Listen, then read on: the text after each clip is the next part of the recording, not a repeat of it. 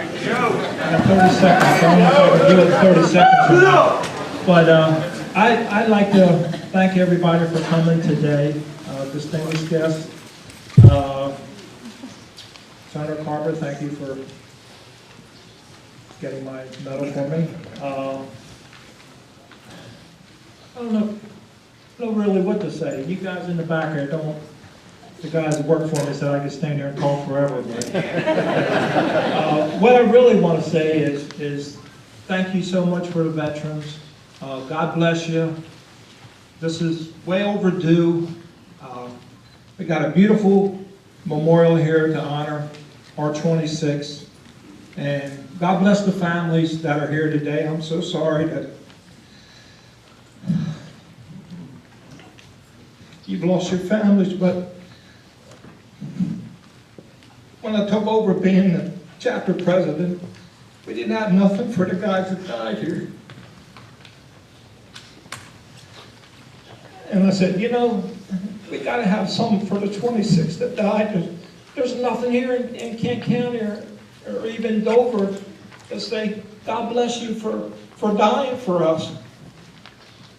Now we have something we can be proud of, and we can come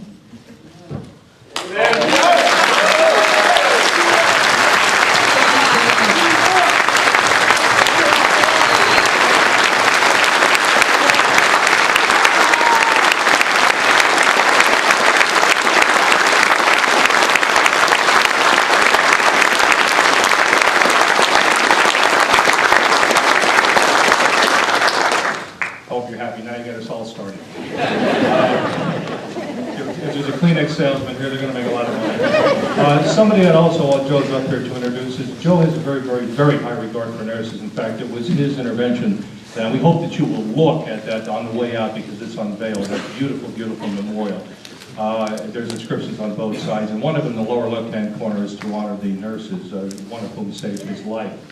And because of his high regard for nurses, I'd like to introduce a longtime friend. She is a nurse, and she was a nurse in at Travis Air Force Base during the Vietnam War. Dottie Urick, please come forward.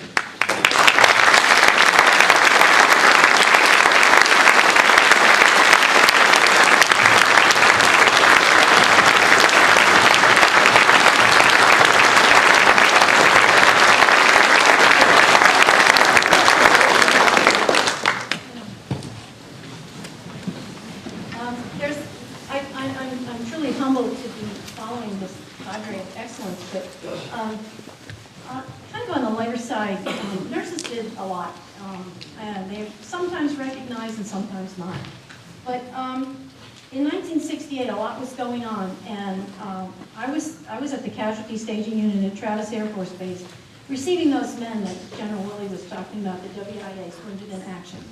And it was, they had come to us by way of the Philippines and Hawaii, and flight nurses in their flight suits and whatever, and we met them on the ground. And at that time, Air Force nurses wore dresses.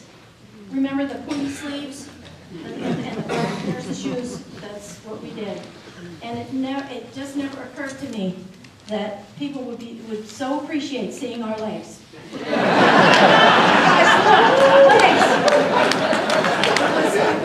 really amazing. I never thought that would be such a gift to anybody. When they came back, they were really happy. It sounds awful because they came back, some of them without arms, legs, even minds, and they were just so glad to be back, quote unquote, in the world, like they said. We used to be back in the world. It was really wonderful to see. By way of illustration, I was giving medicines, and went and I called the two names, and both of them popped up and said, "Yep, that's us, the crispy critters." They've been burned by napalm, and this was their way of coping. And it enlightened my heart because I was novice. I really didn't have any idea what all what people have been talking about here.